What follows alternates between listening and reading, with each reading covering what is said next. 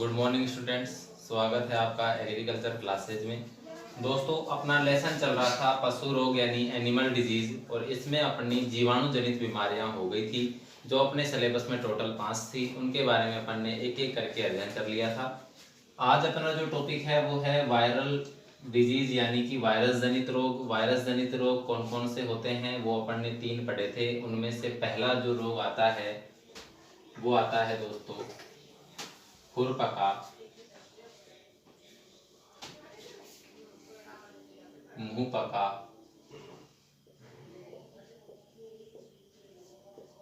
रोग। खुरपका मुंह पका रोग, और इसे इंग्लिश में कहते हैं दोस्तों एफएमडी, और एफएमडी का पूरा नाम होता है foot and mouth disease. Foot and mouth disease इसका पूरा नाम होता है खुरपका मुंह पका। इसे हिंदी में कहते हैं, इसे अंग्रेजी में फुट एंड माउथ डिजीज के नाम से जाना जाता है। दोस्तों देखिए, खुरपका यानी कि खुर पशुओं के पैर होते हैं, जहां लास्ट में जो पैर का अंतिम छोर होता है जिन्हें अपन डिजिट कहते हैं वो खुर होते हैं, यानी खुर पकेंगे। दूसरा है मुंह पका यानी कि माउथ यानी कि मुंह पकेगा। तो इस बीमारी का नाम पड़ गया खुरपका मुंह पका। नाम से स्पष्ट हो रहा है खुर पकेंगे और मुंह पकेगा। इंग्लिश में भी नाम से स्पष्ट होता है, फुट यानी पैर होता है, माउथ यानी मुंह होता है, और डिजीज यानी दोस्तों रोग होता है। तो पैरों का और मुंह का रोग foot and mouth disease, FMD इसे शॉर्ट नाम से जाना जाता है, खुरपका मुंहपका रोग कहते हैं। ठीक है, खुरपका मुंहपका जो रोग है दोस्तों, ये एक वायरस जनित रोग है, यानी कि वायरस के द्वारा फैलता है, और वायरस से जो रोग फैलते हैं वो जीवाणु से अधिक हानिकारक होते हैं। ठीक है, वायरस जनित बीमारी है और ये मुख्य रूप से विभाजित खुर वाले पशुओं में फैलती है। जो खुरपका मुंहपका जो बीमारी है वो विभाजित खुर वाले पशुओं की मुख्य बीमारी है।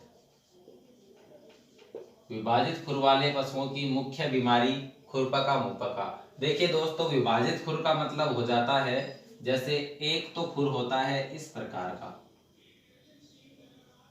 एक खुर हो गया इस प्रकार का, और दूसरा खुर होता है वो होता है इस प्रकार।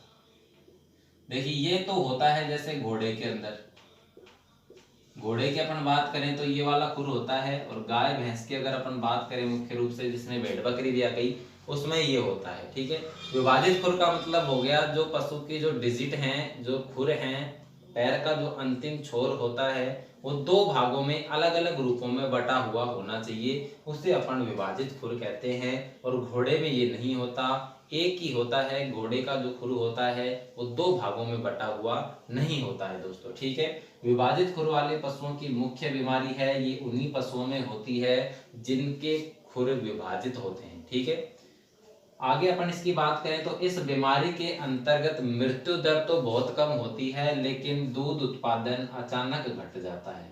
दूध उत्पादन होता है पशु का वो अचानक कम हो जाता है, यानी कि अचानक बिल्कुल ही घट जाता है दोस्तों दूध उत्पादन। वैसे ये बीमारी हानिकारक है, खुरपका मुंहपका वायरस की बीमारी है। इसके अंतर्गत मृत्यु दर अधिक ना होकर दूध उत्पादन अधिक घटता है दोस्तों। ठीक है, अब इसके कारण की अपन बात करें, कारक या कारण या फिर एटियोलॉजी, या फिर इसे अपन कह सकते हैं फैलने के तरीके। अगर इसके कारण या फैलने के तरीके की बात करें तो यह वायरस जनित बीमारी है, और ये बीमारी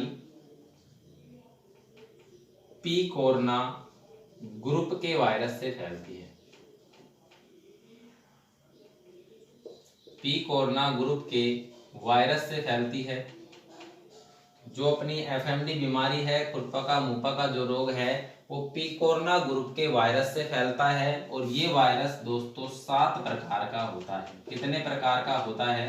7 प्रकार का वायरस होता है। पी कोरोना ग्रुप के वायरस से फैलने वाली बीमारी खुरपका मुंहपका, और ये वायरस 7 प्रकार का होता है। एक होता है ए, दूसरा ओ, तीसरा होता है सी, चौथे नंबर पे आता है सेट 1, 5वें नंबर पे आता है सेट 2, छठे नंबर पे आता है सेट 3 और लास्ट में 7वें नंबर पे आता है ए सेट। ठीक है दोस्तों, 7 प्रकार के वायरस होते हैं, एओसी, सेट 1, सेट 2, सेट 3 और ए सेट। 7 प्रकार के वायरसों से फैलने वाली बीमारी है अपनी खुरपका मुपका। वैसे आपको नाम याद रखना है, पिकोरना ग्रुप के वायरस से फैलती है। अब इन 7 प्रकार के वायरसों की अपन बात करें तो भारत में मुख्य रूप से ये जो 4 प्रकार के वायरस हैं, एओसी और ए सेट, ये जो 4 प्रकार के वायरस हैं, इनसे भारत में ये बीमारी मुख्य रूप से फैलती है दोस्तों। ठीक है, आगे बात करें इसके लक्षणों की या सिम्टम्स की, यानी इसके लक्षण क्या क्या होते हैं, पशु कौन कौन से लक्षण प्रदर्शित करेगा खुरपका मुपका बीमारी के अंतर्गत। अब देखिए नाम से स्पष्ट हो रहा है खुरपका, पहले इसी नाम को उठाते हैं अपन। खुरियानी होते हैं पैर, और पैर का कौन सा भाग खुर कहलाता है, जिसे अपन इंग्लिश में डिजिट भी कहते हैं। जो पैर का अंतिम कठोर आवरण होता है, पशु के नीचे जो लास्ट में पैर का अंतिम छोर होता है, कठोर भाग होता है, उससे अपन खुर या डिजिट के नाम से जानते हैं दोस्तों। तो खुर, पशु का जो खुर होता है वो पक रहा है, नाम से स्पष्ट हो रहा है, तो पशु के खुर पक जाते हैं। पशु के खुरों में छाले, पशु के जो खुर होते हैं उनमें छाले हो जाते हैं, या फिर यूं कह दें कि घाव हो जाते हैं। छाले या घाव होने के कारण पशु लंगड़ाकर चलने लगता है। पशु के जो खुर होते हैं वहां छाले या घाव हो जाते हैं, जिससे पशु लंगड़ाकर चलने लगता है। ठीक है, पहला लक्षण हो गया इसका, पशु के खुरों में छाले होंगे या फिर घाव होंगे और पशु लंगड़ाकर चलने लगता है। दूसरे इसके लक्षण की बात करें तो मुंह पका, दूसरा इसका नाम आ रहा है दोस्तों मुंह पका, यानी कि मुंह के अंदर भी क्या होंगे, छाले होंगे, मुंह में भी क्या होंगे, छाले होंगे या फिर घाव होंगे, और पशु के मुंह से लार टपकेगी, पशु के मुंह से लार टपकती है। ठीक है, पहले में क्या होगा, खुरों में छाले होंगे, पशु लंगड़ा कर चलेगा। दूसरा लक्षण होगा पशु के मुंह में छाले होंगे और लगातार लार टपकती रहेगी दोस्तों। तीसरे अगर लक्षण की बात करें तो पशु के शरीर का जो तापमान है, पशु का जो तापमान है वो सामान्य से बढ़ जाता है और 104 से 105 डिग्री फ़ारेनहाइट हो जाता है दोस्तों। पशु के शरीर का जो तापमान है वो सामान्य से बढ़कर 104 से 105 डिग्री फ़ारेनहाइट हो जाता है। अर्थात यूँ कह सकते हैं कि इस बीमारी के अंतर्गत पशु को बुखार भी हो जाता है दोस्तों। ठीक है, अगले लक्षण की बात करें तो इस बीमारी के अंतर्गत दूध उत्पादन अचानक घट जाता है। दूध उत्पादन है जो इस बीमारी में दोस्तों अचानक से घटेगा, यानी कि दूध उत्पादन पर यह विपरीत प्रभाव डालने वाली बीमारी है। और लास्ट में 5वें लक्षण की बात करें तो पशु को अगर समय पर उपचार नहीं मिलेगा, समय अनुसार उपचार नहीं मिलने पर, समय अनुसार उपचार नहीं मिलने पर घावों के अंदर कीड़े पड़ जाएंगे दोस्तों। कीड़े यानी कि मैगट पड़ जाते हैं, कीड़े पड़ जाते हैं घावों में अगर पशु को समय पर उपचार नहीं मिलेगा तो।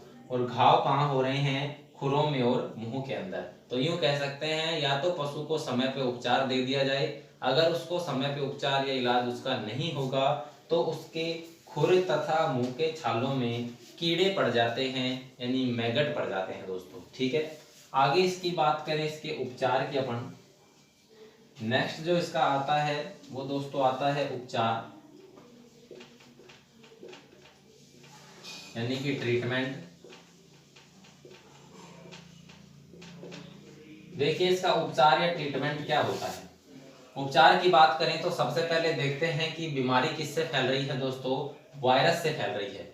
लेकिन वायरस की कोई सफल दवा भी नहीं है और वायरस का कोई सफल इलाज भी नहीं है। वायरस जो होता है वो द्वितीयक संक्रमण की अवस्था में अपना प्रभाव प्रकट करता है, अर्थात पहले अपना प्रभाव प्रकट करेगा जीवाणु, और जीवाणु का जहां इन्फेक्शन हो जाता है उसके बाद में वायरस अपना प्रभाव प्रकट करता है दोस्तों।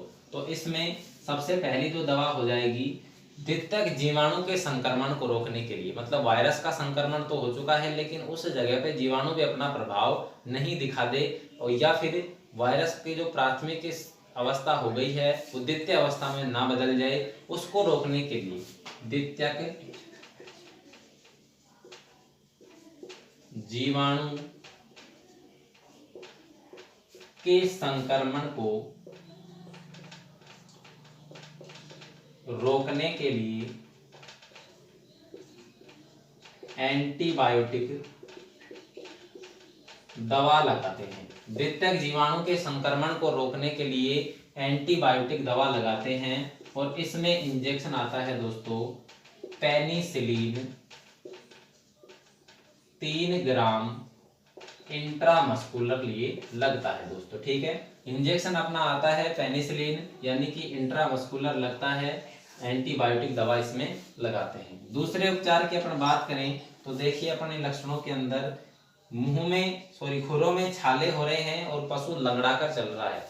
छाले हो रहे हैं और पशु लंगड़ा कर चल रहा है, इसका मतलब पशु को दर्द हो रहा है, इसीलिए वो लंगड़ा कर चल रहा है। तो पशु के दर्द को कम करने के लिए अपन कौन सी दवा लगाते हैं? एनाल्जेसिक। पशु के दर्द को कम करने के लिए एनाल्जेसिक दवा लगाते हैं, और इसमें इंजेक्शन लगता है दोस्तों एनाल्जीन। ठीक है, एनाल्जीन लगता है 10 से 15 ml की डोज होती है, और इंट्रामस्कुलर ये लगता है। पशु के शरीर में दर्द को हटाने के लिए अपन एनाल्जेसिक दवा का प्रयोग करते हैं, उसके अंतर्गत अपन एनाल्जेसिक इंजेक्शन लगाते हैं। तीसरे उपचार की बात करें, तीसरा उपचार देखते हैं अपन, पशु का तापमान बढ़ रहा है। ठीक है, पशु का जो तापमान है वो बढ़ रहा है, तो इसका मतलब बुखार भी हो रहा है। तो बुखार को कम करने के लिए अपन एंटीपायरेटिक या ज्वरनाशी दवा लगा सकते हैं, जिसमें अपन पैरासीटामोल भी लगा सकते हैं। अगले इसकी उपचार की बात करें तो समय अनुसार उपचार नहीं मिलने पर घाव में कीड़े हो रहे हैं, तो इसको रोकना बहुत जरूरी है। समय पर अगर उपचार नहीं मिला है तो घाव के अंदर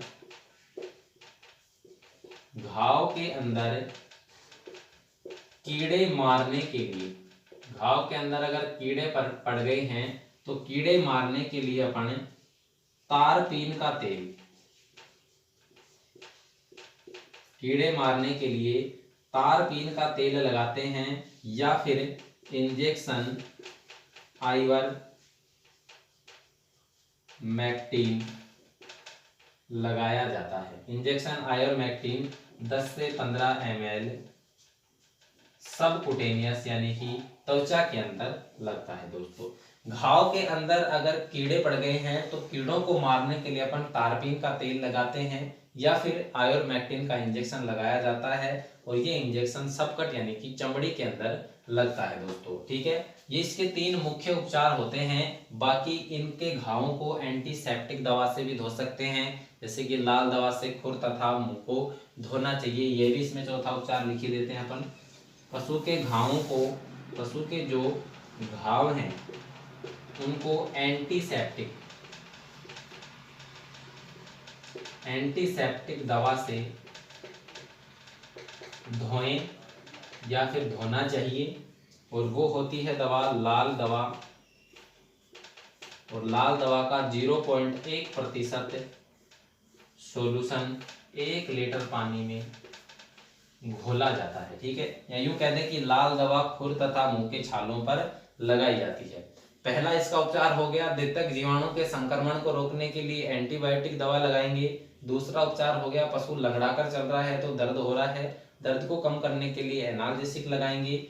तीसरा जो उपचार हो जाता है, घाव के अंदर अगर कीड़े पड़ गए हैं तो कीड़े मारने के लिए तारपीन का तेल लगाते हैं, या फिर आइवरमेक्टिन इंजेक्शन लगाते हैं। पशु के घाव को धोना चाहिए कौन सी दवा से? एंटीसेप्टिक से, तो उसमें अपन लाल दवा का उपयोग करते हैं। ये इसका उपचार हो गया।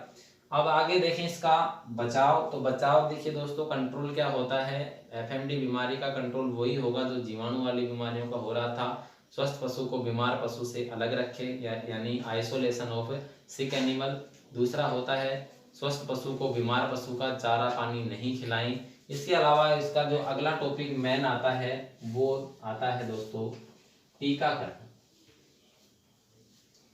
अगला जो इसका टॉपिक आता है वो आता है वैक्सीन यानी टीकाकरण। और टीकाकरण इसका लगता है एफएमडी के नाम से यानी कि फुट एंड माउथ डिजीज के नाम से। और ये आता है 2 ml का और ये लगता है इंट्रामस्कुलर। ये इसका इंपॉर्टेंट पार्ट और आता है टीकाकरण यानी कि टीकाकरण इसमें कौन सा लगेगा, वैक्सीन कौन सी लगेगी खुरपका मुंहपका की रोकथाम के लिए। तो एफएमडी के नाम से यानी फुट एंड माउथ डिजीज के नाम से आती है। 2 ml की डोज यानी 2 ml होता है और इंट्रामस्कुलर ये लगता है दोस्तों। ये तुम्हारी बीमारी हो गई वायरस जनित रोग। दोबारा से देख दो, खुरपका मुंहपका रोग अपन ने वायरल डिजीज में पहली बीमारी पढ़ी है जिसका पूरा नाम होता है फुट एंड माउथ डिजीज। विभाजित खुर वाले पशुओं में फैलने वाली बीमारी है यानी उन्हीं पशुओं में फैलेगी जिनके खुर अलग अलग भागों में बटे हुए हैं। ठीक है।